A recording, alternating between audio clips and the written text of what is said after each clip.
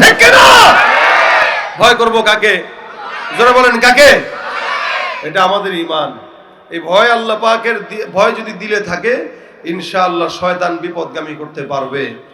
কথা বলে না পারবে? গুনাহ তো বান্দা করে, এমন কোন বান্দা নাই যাদের গুনাহ নাই, নবীরা ছাড়া। সমস্ত নবীদেরকে আল্লাহ পাক নিষ্পাপ মাসুম ঘোষণা করেছেন। ইনাদের কোনো গুনাহ নাই, হয়ও নাই ইনাদের দ্বারা গুনাহ। এরপরে সাহাবা একরাম, তাদের পক্ষ থেকে যে সমস্ত ভুল ত্রুটি ছিল আল্লাহ পাক নিজ গুণে ক্ষমা করে জান্নাতের ঘোষণা তাদের জন্য দিয়ে দিয়েছেন। ভুল ছিল, কিন্তু ওই সাহাবা একরামদের যে ভুলগুলো, ওগুলোও কোনো না কোনো কারণবশত বান্দাকে শিক্ষা দেওয়ার জন্য সংগঠিত হয়েছে। তারপরে আল্লাহ পাক তাদেরকে ক্ষমা করে রাদিয়াল্লাহু আনহুম ওয়া রাদু আন বলে ঘোষণা করে দিয়েছেন, এরাও আমার উপরে খুশি, আমিও তাদের উপরে খুশি। সুবহানাল্লাহ। কথা কি আমারটা বুঝেন আপনারা? ও ভাই কথা বলতে পারেন আপনারা? আপনাদের জেলা আমার জেলা পার্শ্ববর্তী, সুতরাং আমার কথা বুঝেন না এটা হয় না। যদিও আমি আমাদের ভাষায় করছি না। আপনাদের বাড়ি নড়াইল, আমার বাড়ি মাগুরা, কতটুক দূর? কেউ পাশাপাশি, থাকি ঢাকায়, বাড়ি তো মাগুরা, জেলা পাশাপাশি। সুতরাং আমি কিন্তু চট্টগ্রাম কক্সবাজার থেকে এসে ওয়াজ করতেছি না। আবার আমি বুড়া মানুষও না যে আমি বয়ান করবো আপনারা চুপচাপ বসে থাকবেন। যতক্ষণ আমি থাকবো জায়গায় যদি চুপচাপ থাকেন, চুপচাপ আলোচনা করে চলে যাবো। আর যদি আওয়াজ দেন, ওয়াজও হবে, দু একটা গজলও হবে ইনশাআল্লাহ। আওয়াজ কেমনে হবে বলেন? জোরে বলেন। কিসের মতো হবে? নারায়ে তাকবীর, আরে জোরে লিল্লাহে তাকবীর, লিল্লাহে তাকবীর। এই আওয়াজ শেষ পর্যন্ত থাকবে। খবরদার জবান বন্ধ করে থাকবেন না, এটা মেয়েদের আলামত। এটা কোনো মেয়েদের সামনে ওয়াজ করতে বসি নেই। আল্লাহ পাক নবীদেরকে মাফ করে দিয়েছেন, মাসুম নবীরা মাসুম। সাহাবা একরামদেরকেও ক্ষমা ঘোষণা। এরপরে তাবেঈদেরকেও রাসূল বলেছেন আল্লাহ পাক মাফ করে দিবেন। এরপর থেকে যারা এই পর্যন্ত আসছে, এমন কোন বান্দা নাই যার গুনাহ নাই, এবং এমন কোন বান্দা হয়ও নাই যাদের ব্যাপারে আল্লাহ পাক এটা বলছেন যে তাকে ক্ষমা করে দিয়েছি। না, এটা বলে নাই। ক্ষমা হবে কি হবে না ওটা তো তওবা ইস্তিগফারের উপর ভিত্তি করবে। কিন্তু আমাদের বাংলাদেশে এমন একজন বুজুর্গ আছে যে বুজুর্গ কোনোদিন গুনাহ করে নাই। তার নাম বলে দিচ্ছি আপনাদেরকে, পীরে দস্তগীর হযরত মাওলানা মুফতি আব্দুল লতিফ সিদ্দিকী। কথা বুঝে না এরা? আসলে কি আব্দুল লতিফ সিদ্দিকী পীর সাহেব চিনেন আপনারা? এর আগে একবার সে হজের বিরোধিতা করেছিল, হজের বিরোধিতা করেছিল। কয়েকদিন আগে দেখলাম এক ভিডিওতে সে বলতেছে, আমি আল্লাহ পাকের নেয়ামত প্রত্যাশী, আল্লাহর কাছে নেয়ামত পাই এই কারণে কৃতজ্ঞতা আদায় করি, কিন্তু আল্লাহর কাছে ক্ষমা চাই না, কারণ আমার গুনাহই নাই, ক্ষমা কেন চাবো? চিন্তা করতে পারেন কত বড় তাহাজ্জুদ গুজারি সে, কত বড় বুজুর্গ হয়ে সে বলে যে আমার গুনাহই নাই, ক্ষমা কেন চাবো? আরে শয়তান তো ওরে দেখলে কয়, আল্লাহ আমারে কেন শয়তান বানাইছিলেন, ও থাকলে তো আমার দরকার ছিল না। কথা বলে না? দুনিয়াতে এমন কোন মানুষ নাই যেখানে হযরত আমিরুল মুমিনিন ওমর ফারুক রাদিয়াল্লাহু তাআলা পেরেশানি করে, আহারে আমার নামটা কি ইমানদারের খাতায় আছে নাকি? যেখানে ওমর রাদিয়াল্লাহু তাআলা টেনশন করে। হযরত হুযায়ফা ইবনুল ইয়ামান এই সাহাবীর কাছে নবী করিম সাল্লাল্লাহু আলাইহি ওয়াসাল্লাম মুনাফিক আর ইমানদারের লিস্ট দিয়েছিলেন। সে জানতো কে মুনাফিক, ওনার কাছে এই লিস্টটি ছিল।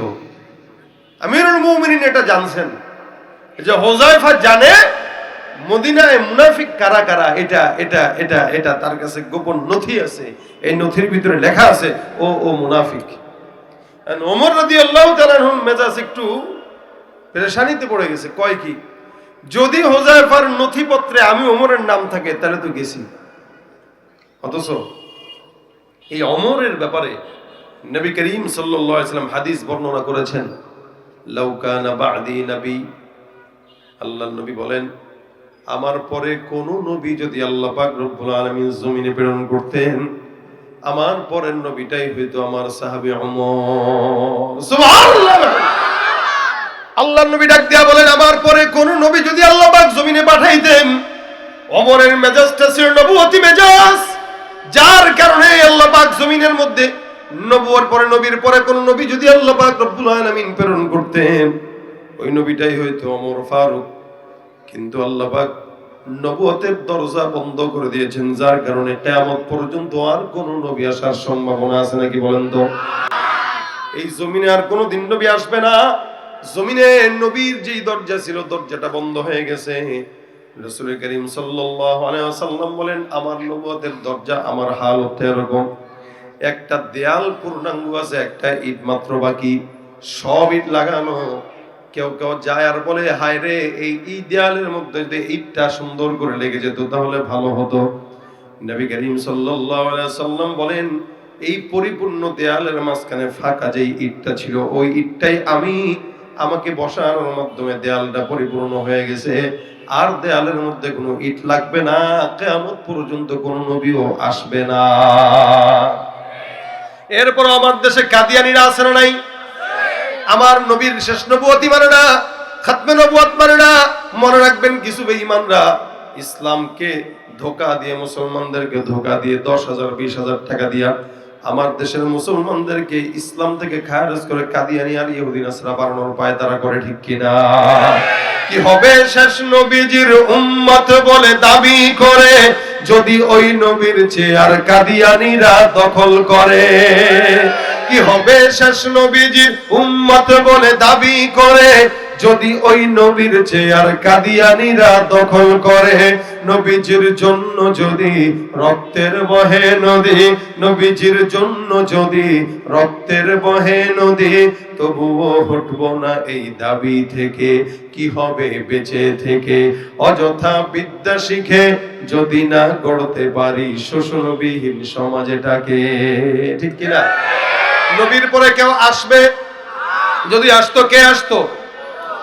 ওমর রাদিয়াল্লাহু তাআলা হুযায়ফাকে ডাক দিয়ে বলে, হুযায়ফা, তোমাকে আল্লাহ পাক রব্বুল আলামিনের হাবিব চমৎকার একটা লিস্ট দিয়েছেন, কে মুনাফিক কে ঈমানদার, এটা তোমার জানা আছে? হ্যাঁ হুযায়ফা, আমি ওমর তোমার কাছে অনুরোধ করতেছি, বলো আমার নামটা কি মুমিনের খাতায় নাকি মুনাফিকের খাতায়? আমিরুল মুমিনিনের মতো একজন ওমর রাদিয়াল্লাহু তাআলা আনহু সাহাবী, এই সাহাবী পেরেশান যে আমার নামটা মুমিনের খাতায় নাকি মুনাফিকের খাতায়, একটা একটু দেখে দাও।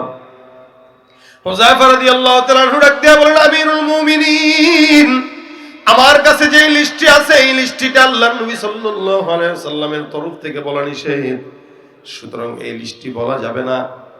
আপনি যাই করেন না কেন, কষ্ট পান না কেন, এটা আল্লাহ রাসূলের থেকে নিষেধ আছে।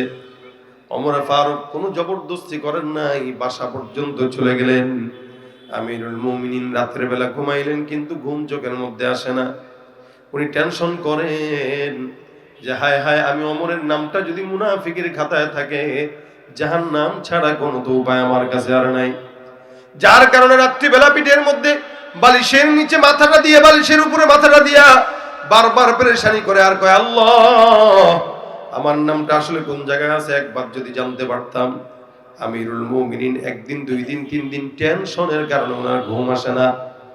উনি একদিন গভীর রাত্রে বেলা সুন্দর করে যায় হুযায়ফার দরজার মধ্যে টোকা দিয়ে বলে, হুযায়ফা, একটা প্রশ্নের জবাব জানার জন্য গভীর রাতে তোমার কাছে আমি ছুটে আসলাম।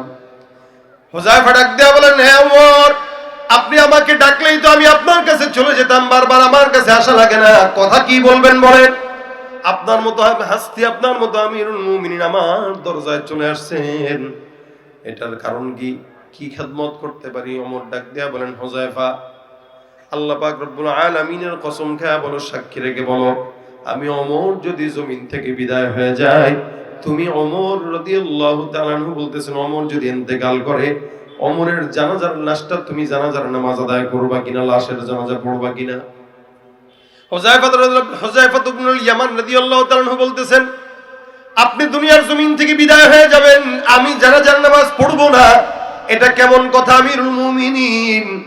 আপনার ইন্তেকালের পর আল্লাহ পাক রব্বুল আলামিনের কাছে সাক্ষী রেখে আপনার সামনে আমি বলতেছি, আপনার ইন্তেকাল যদি হয়, আমার হায়াত যদি বেঁচে থাকে, ইনশাআল্লাহ আমি আপনার লাশের জানাজার নামাজ আমি নিজে আগে আগে যায় তেলাওয়াত করব। ওমর, আপনি এই ব্যাপারে একদম পেরেশানি করবেন না, কারণ আমি আপনাকে কথা দিলাম, হায়াত যদি বেঁচে থাকে আপনার লাশের জানাজাটা আমি পড়ব। এবার ওমর রাদিয়াল্লাহু তাআলা আনহু সুন্দর করে হাসি মুখে আল্লাহর কাছে শুকরিয়া আদায় করে আর ডাক দিয়ে বলে, মালিক, তোমার শুকরিয়া, আমি ওমরের নামটা মুনাফিকের খাতায় নাই, হুযায়ফা ডাক দিয়া বলে, কেমনে বুঝলেন মুনাফিকের খাতায় নাই? আমিরুল মুমিনিন ডাক দিয়া বলে, হুযায়ফা আমি জানি তোমার কাছে লিস্টটি যেহেতু আছে, জানা অবস্থায় তুমি হুযায়ফা মুমিনার কোন মুনাফিকের জানাজার নামাজ পড়ো না। তুমি যেহেতু আমার কাছে ওয়াদাবদ্ধ আমি ওমরের জানাজাটা পড়বা, তার মানে আমার বোঝা হয়ে গেল আমি ওমরের নামটা আল্লাহর ও আল্লাহর রহমতে মুনাফিকের খাতায় নাই, ইমানদারের খাতায়। ওমর রাদিয়াল্লাহু তাআলা সুন্দর করে জবাব নিয়ে নিলেন, আল্লাহ পাক রব্বুল আলামিনের শুকরিয়াও করলেন। হযরত ওমরের মতো একজন মানুষ যদি টেনশন করে, আল্লাহ আমার নামটা কোন জায়গায় আছে, কোন খাতায় আছে, এটা আমার জানা দরকার। আপনার মতো আমার মতো বান্দার তো টেনশনে বাঁচারও কথা না, ঘুম যাওয়ারও কথা না, খাবারের কথাও না।